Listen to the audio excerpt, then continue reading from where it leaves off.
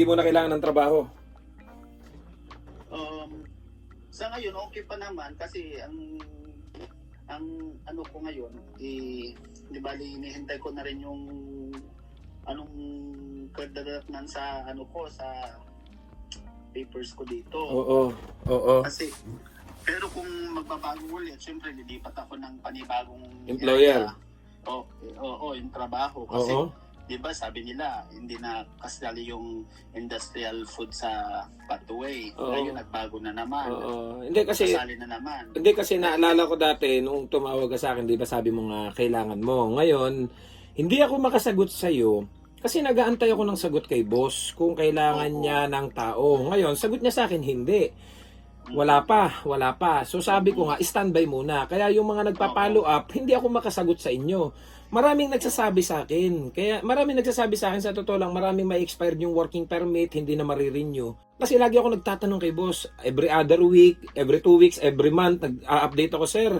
Baka kailangan mo ng tao, ganan. Sabi kong ganan. Lagi niya sinasabi, hindi pa sa ngayon. Bigla nagulat ako ngayon, natutulog ako, tumawag siya. Ferds, kailangan ko ng isang milker. May papasok ka ba?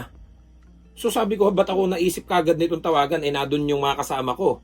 So baka wala din silang ipapasok. Kaya sabi ko, sino yung pinakamalapit na maayos magtrabaho, na ika nga may tiwala ako. Kasi ayokong mapahiya.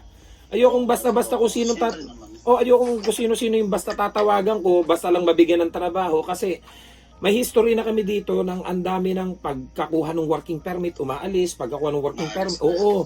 So ayoko mapahiya. Ang kagandahan kasi nito, may pathway to PR to. Oo. Kung halimbawa at wala pa yung pathway to PR, hindi pa nag-o-open, sureball ka dito na marirenew dahil ito is agricultural. May mga kakilala ko dito na cook na dahil nga ang low wage LMIA ay hindi na ipaprocess sa mga census metropolitan areas. So ang mangyayari hindi na sila marirenew dahil hindi na magpa-process ng LMIA yung employer. So, kung sinasabi mo na okay ka na dyan, sige, wala akong magagawa, okay lang. Pero, pag-isipan mo, kasi, kaya nga lang mabigat na decision to, kasi, it's now or never to eh. It's now or never. Kasi kapag hindi ka sumagot ngayon, kukuha ko ng iba. Oo. Kung halimbawa, hindi ka pa nakaka-apply ng PR after 1 year, marirenew ka dito kasi nga ito is agricultural. May mga tumatagal sa agriculture ng 4 years, 6 years, 8 years bago pa maka-apply ng PR. Renew lang sila ng renew. Kasi yung iba natatagalan dahil hindi nakakapasa ng CELPIP, walang educational credential assessment. Pero ang ending na PPR naman. O tumatagal lang yung application ng PR dahil sa kanila. Pero yung pathway to PR, lagi namang meron ng agricultural, may sariling pathway yan. Para yung caregiver. Antok pa nga ako kasi tumawag nga si boss, sabi Ferds, kailangan ko ng isang tao ngayon. Sabi ko, sir, pwede ko bang papuntahin bukas kung hindi makakarating ngayon? Okay, sige. Tapos tinanong na niya ako, kaibigan mo ba yan? Sabi ko, sir, hindi ka mapapahiya dito. Hindi to aalis pagkakuha ng working permit kagaya ng mga nakaraan. Kaya pinili ko, sabi ko, sino ba? Marami nagsabi sa akin, hindi ko naman mga kilala. Baka mamaya, ang habol ng working permit. Kasi sa totoo lang, hindi naman perfecto tong employer namin. At hindi din perfecto tong trabaho. May mga sablay din. May mga sablay din to. Baka mamaya, Ferds, pinasok-pasok mo para ko dito, masisisi ba ako? Marami kang titiisin din dito, pero kagandahan nun, may pathway to PR. Oo, yun lang naman ang consideration. Oo, at saka mura yung bahay, 120. At saka ang lapit ng trabaho, 1 minute lang. Isang tanong na lang ulit. Sure ka na dyan ka na talaga. Siguro kuya, mo muna yung nangailangan, medyo nangailangan kaysa sa akin. Sige. Oo, kasi parang naman, di ba? Okay naman ako dito, tapos may mga iba. Siguro after 6 months, magpa-follow up ako sa'yo kung meron ulit. Ganun na lang. Sana meron ulit. Kasi hindi ko din ina-expect yung tawag ni boss na kailangan niya ngayong kagad. Kasi kakakausap ko lang sa kanya noong nakaraan na sabi niya, hindi muna, wala pa akong kailangan na tao. Tapos biglang ngayon, ginulat niya ako Kaya parang nataranta din ako. Sabi ko, ikaw ang una ko naisip. Sayang. Mm-mm. Kasi yung na, di ba yung sinabi ko sa yung wala kaming LMIA. Mm-hmm. Yun pala, naghigpit na sila ng pagbibigay ng LMIA, in-screen nila yung employer namin. Mm-hmm. Kasi nagsarado nga yung restaurant. Mm-hmm. Ngayon, yung employer namin, ang linigay na sa position namin ay cook. So, sabi ng ng consultant namin, mabuti sa inyo at cook na kasi ongoing for PR pathway na yan. Yes, may pathway to PR. Nung nagbago ang government naman, wala na naman. Oo. Nadismaya na naman kami. Oo. Ngayon, nagbago na naman ang government, meron na naman.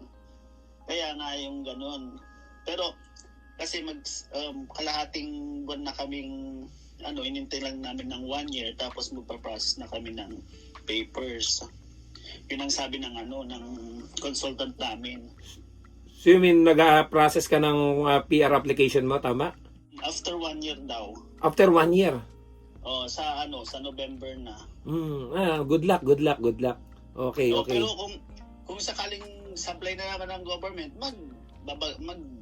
na naman ako ng ship ng area. Ayaw mo na. Ay, magkakaiba talaga tayo ng kapalaran eh. Hindi natin masasabi. Pero gaya nga nasabi mo, okay ka na dyan, ibigay ko na lang doon sa mas nangangailangan. Kasi meron ditong mga kakilala ko na may expire na yung working permit. At ang kinakailangan ko pati kasi kagad ngayon is yung makakapunta kagad.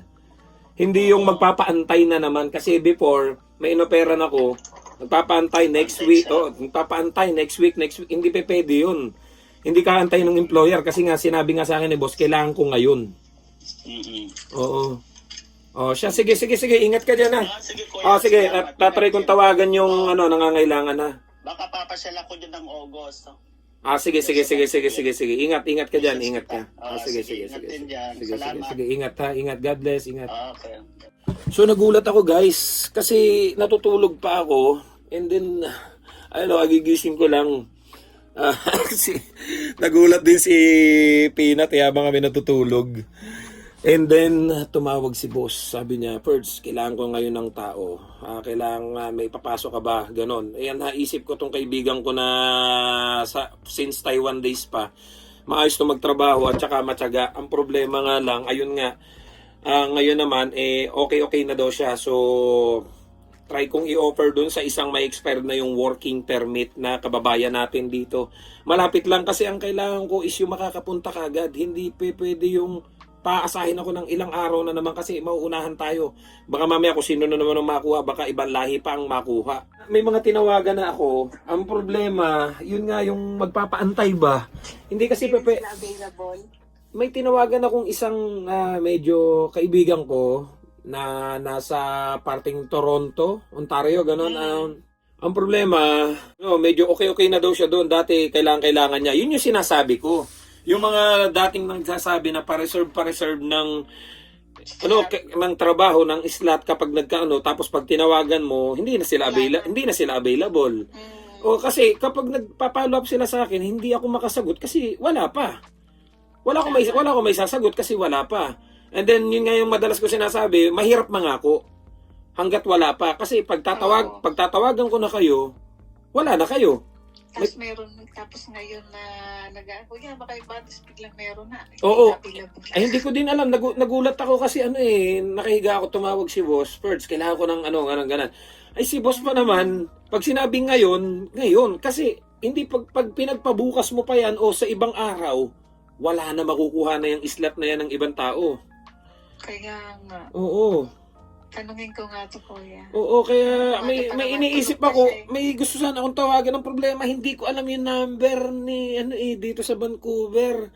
Ang problema yung iba ko kasing tatawagan, hindi naman may tinawagan ako, hindi naman daw makakapunta. Sabi pwede sa isang ko, hindi pwede ka ako.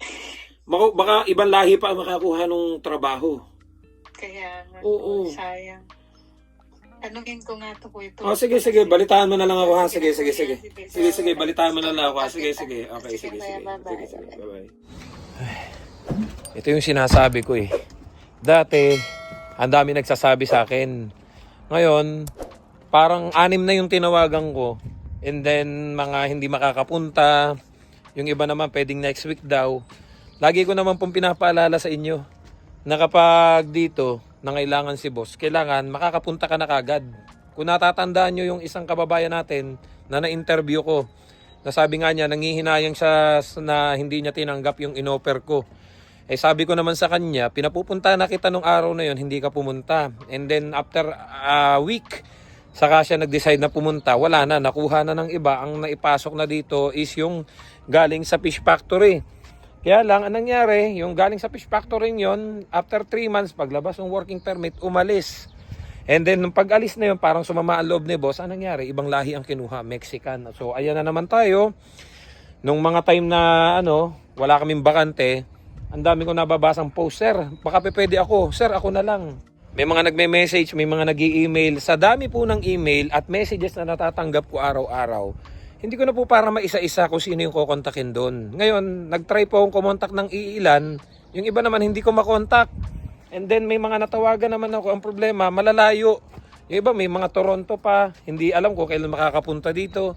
Baka daw makakapag-antay. Yan po yung sinasabi ko eh.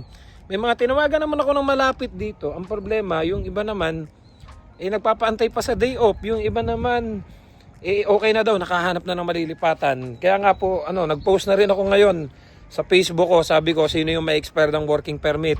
Sino yung hindi na marirenew? Na malapit lang dito sa area ko. Kasi kapag malayo, medyo alanganin. Baka mamaya bukas makalwa pa makakapunta. So kailangan po makakapunta na kagad ngayon. Ang dami ko ng tinawagan. May mga ilang kakaibigan ako na nagdadalawat isa. Kasi nung una, in-offer ko sa kanila, nasagot nila, hindi na daw, decided na daw silang umuwi. And then yung iba naman, gusto ko sanang tawagan ng problema. Kasi nga po, naglilinis po ako ng messenger. Kasi napakarami po, natatabunan po yung mga, yung mga dapat ko talagang kausapin. Sa dami po ng mga nagme-message. Sabi ko nga po sa inyo, kung sino yung pinakamasipag magtanong na kasi pag nagtatanong kayo, nagme-message kayo, pumapop up yung message nyo sa itaas. Pag nasa ilalim na po yun, hindi ko na alam kung sa dami po talaga.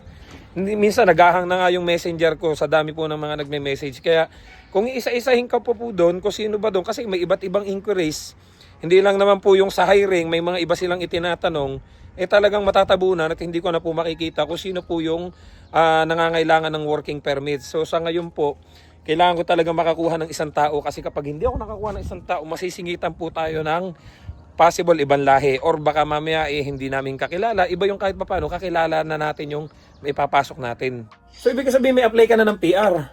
Meron nga. O hindi ka pala nabubunot? Oo. Ay kung sakaling papuntahin kita ngayon, makakapunta ka?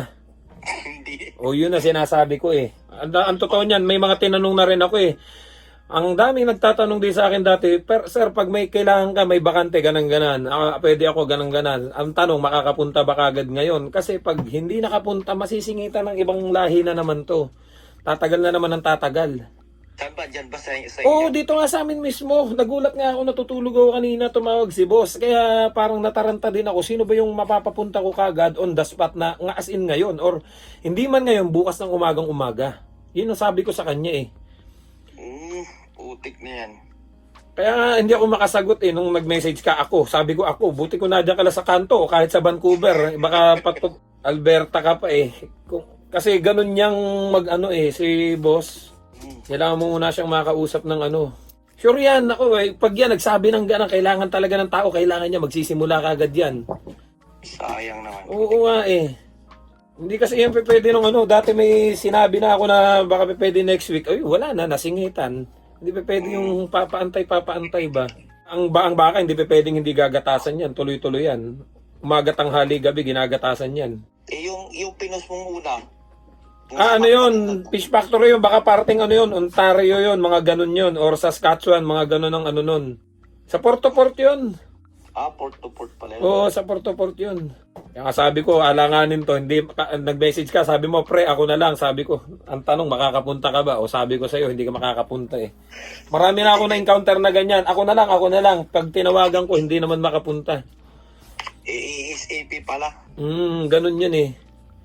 Kaya sabi ko sa iyo. Sige. At ako may niluluto lang at hindi na ako nakapaglutot. Gawa ng naghahanap nga ako ng pwedeng makapunta dito na posibleng on the spot makarating kagad. Ha? Sige, may niluluto lang ka. Sige. Inabutan na pati ako ng mga Mexicanong ano, magluto. Nagkasabay-sabay na tuloy kami. Kasi maaga sana ako gigising eh. Magluluto ako. Kaya nga lang din ako nakapagluto. Kakatawag dun sa mga possible na pwedeng makapag-start dito sa amin as a meal care dito nga sa dairy farm. So may mga natawagan na ako. Nakakatuwa naman yung isa kong kasamang Mexican. Sabi niya, Ferds, regalo ko sa'yo. Binilan pa ako ng Costco na chicken. Sabi ko, para saan to? Eh kasi nung minsan nagka-problema yung kanyang account sa CRA. So anong nangyari, pinagbayad pa siya. So hindi niya alam kung paano babayaran. So to make the story short, ginawan ko siya ng account sa CRA kasi ang naka-declare sa kanya doon is single pero married na siya. So pinapile daw niya yung tax niya ay sa Indiano. So nagulat kami kasi ilang taon na sila dito. Wala silang nakukuhang refund. So inayos ko, to make the story short, inayos ko yung sa account niya sa CRA, ginawa ko na siyang married. Kasi married naman talaga siya eh. Tapos yung kailangan niyang isettle na bayarin sa CRA, naayos na rin. So ngayon, sabi niya bilang pasasalamat daw, binilan niya ako ng manok. Kasi nung mga nakaraan, may mga kababayan din tayo na ang nagkaroon ng problema sa tax filing na inayos ko. So okay na naman. So kahit papaano nakakatuwa. Kasi may ulam na ako. Magluluto pa sana ako, di na ako nagluto. Ang niluto ko na lang is yung bilo-bilo. So magsasaing lang muna ako at nakakaawa na ang aking anak. Oh, na-deadman na. Na-deadman na aking bunso eh. Hindi ko na maasikaso. Dapat pagising, igagala ko siya. Hindi ko na iginala. Pinaglakad-lakad ko na lang dyan sa likod. Tapos may mga tinawagan ako. So until now, wala pa ako nakakausap. Actually meron pala. Inaantay ko lang yung sagot niya. Baka paparating na siya. Baka pumunta siya dito. Dati ko din kasyang kasama sa Taiwan. So sana yun na. And then ngayon bababa ako. Pupuntahan ko si boss mismo sa farm. At kakausapin ko siya ng personal about do sa details. Kung on the spot ba magi-start na kagad mag-milking. Or kung ano mang information na kailangan ko malaman. Para ma-explain ko dun sa kababayan natin na papunta rito para makapag-start na makakuha ng trabaho. Yan, so anak ni boss yan, nagpapakain. Yan yung mga truck nila boss oh. So na dito si boss, puntahan natin. So kaya makapag-parking, ang dami ng sasakyan, baka tayo maipit dito.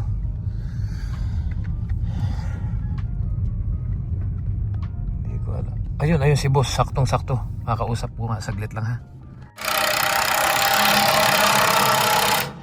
A few moments later. So ayos yung usap namin ni boss. Tinanong ko siya, hindi ko na lang i-discuss sa inyo kung ano yung napag-usapan namin. Pero dun sa makakausap ko na makakapunta dito, sa kanya ko na lang i-open yung napag-usapan namin ni boss. So talagang kailangan niya. Siguro nga dahil nag-aayos sila ngayon ng mga makina na gagamitin dito sa pag-harvest nitong farm. Kailangan na daw talaga niya ng tao. So pwede naman na pag-usapan. Wala naman siyang ibang sinabihan na kailangan niya ng tao kundi ako lang. Hindi niya sinabihan yung mga kasama ko. So sana makapagpasok tayo at makatulong tayo sa kababayan natin na kailangan ng working permit yung mga hindi na marirenew at mapapauwi na. So uwi muna ako guys at sa bahay na lang tayo mag-usap kasi may nakasalang pa rin ako eh. At masaya ako kasi makakatulong tayo sa mga kababayan natin. So tapusin ko lang 'to niluluto ko. Yung bilo-bilo hindi na natuloy-tuloy yung pagkakaluto ko eh. Ginawa ko, pinatay ko muna. Dito na tayo sa bahay guys. Okay na. May kausap na ako na pupunta. Bale, bukas. Sinabi ko na rin kay boss na tomorrow ng umaga pupunta dito. Actually, babiyahe pa siya. Galing pa siya ng Prince George. So, papunta na siya dito bukas ng umaga. Kasi, tanghali na rin ngayon. Kung pupunta siya ngayon, baka gabing-gabi na rin siya makarating. So, baka tulog na sila boss. So, sabi ko kay boss, bukas na lang ng umaga. And then, kinuha na nung kaibigan ko yung address. Dati ko siyang kasama sa Taiwan na dito yung asawa at mga anak niya. Ang problema, yung pathway to PR nila is tagilid pa. And then hanggang August na lang yung kanilang permit. So sabi niya, maraming salamat kasi siya yung naisip ko. Actually, mahirap po kasi talaga tong desisyon na to.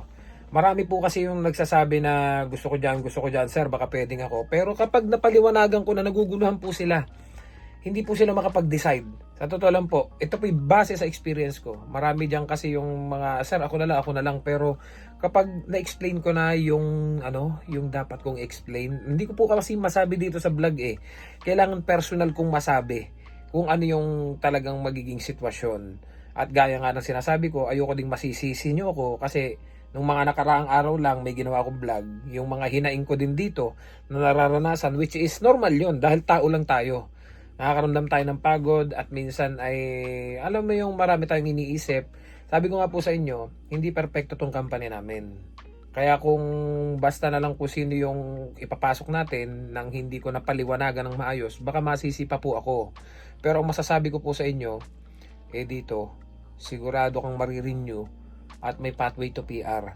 Kaya yung mga ilang kababayan natin na nagpaparating sa akin ng message, ng email, na sila daw ay okay naman, may working permit naman sila, kaya lang hindi daw nila kayang tagalan yung amo nila, hindi daw nila kayang tagalan yung mga kasama nila. Sa totoo lang po, hindi ko lang masabi sa inyo may attitude din po si boss. Na ika nga parang, nasanay na lang ako. Na sabi ko nga, nung una talaga, kung paano ko ba explain sa inyo, even yung mga kasama ko, may mga pagkakataon po na malapit na rin kami bumigay dahil sa ugali ni boss at dahil do sa mga kasama namin. Pero until now, nandito kami. Kumbaga, nalagpasan na namin. Parang ikang immune na kami. Which is, kapag may nagsasabi sa akin na, sir, hindi ko kaya yung ugali ng mga kasama ko, sir, yung amo ko ganito, ganan. Minsan naiisip ko, ano pa kaya kami? Tapos siya, may working permit, ayaw lang niya doon sa kasama niya, ayaw lang niya doon sa employer niya. So baka mamaya, siya yung piliin ko, tapos pagdating dito, doon nga hindi niya kinaya. Paano pa kaya dito? Hindi ko po kasi masabi lahat sa inyo. Yung mga hinain din namin dito. Kasi, ang lalabas niyan, may mga taong hindi makakaunawa, reklamador ka pala, ba't di ka na lang umalis dyan, ganan. Hindi tayo maunawaan ng mga ibang tao na hindi naman nakakaranas na suotin yung sapatos na suot natin. Kaya nga sabi ko nga po sa inyo, ako po yung nakakaalam ng sitwasyon dito, kaya ako din ang nakakaalam kung sino yung parang ika nga ay deserve na makapasok po dito. Pero may sabi ko nga pag hindi to matutuloy, may kausap pa ako si Angelo, yung taga Suri. Kasi yun talaga naka-working permit din. Kaya lang iba yung line of work niya, hindi siya sa farm. Pero sabi ko ito yung isa na gusto ko sanang ipasok. Yung isa naman na si Rex na nasa Alberta, ang problema, wala naman siyang permit. So kasi dito, ipaprocess pa lang yung LMIA kasi kausap ko si boss, pinuntahan ko nga kanina, sabi niya, Ferds, so aasikasuhin pa lang yung LMIA. So paano kayo makapag-start kagad kung wala kayong at least kahit na anong permit? So si Rex sana yung una talaga na nasa list ko, yung isa nating kasama na nasa Alberta, na hindi tumuloy nung una pero ngayon gusto nang tumuloy. Ang problema, naka-maintain status siya. So hindi siya pwede na pagdating dito makakapag-start kagad ng work. So sana guys naintindihan nyo ako. Mabigat itong desisyon na to. Alam ko marami sa inyo yung nagsasabi sa akin pero hindi po lahat ay mapagbibigyan. Sabi nga sa akin ng ilang kasama ko, minsan pinagagalitan na rin ako. Birds, kahit na anong kagustuhan mo na mailigtas lahat, hindi mo magagawang mailigtas lahat. Hindi kasi Lord. So tama naman, may point naman sila. Kahit gusto kong tulungan lahat, hindi po talaga kakayanin. Talagang kailangan ko mag-desisyon kung sino lang yung talagang kakayanin kong matulungan. So hanggang dito na lang guys. See you sa next vlog. Don't forget to subscribe, like, and share this video para kahit paano may idea kayo sa mga buhay namin dito sa Canada. Hope na makatulong tayo sa ating kababayan and i-update ko kayo kung ano yung mapag-uusapan dahil bukas darating dito yung kasama ko na dati na from Taiwan. Na babiyahe na daw siya madaling araw. So pagdating niya dito, mag-uusap sila ni boss. So i-update ko na lang kayo and sana makuha niya tong trabahong to kasi na dito na yung family niya at yung mga anak niya. So see you guys sa next vlog. I love you all. God bless. Bye-bye.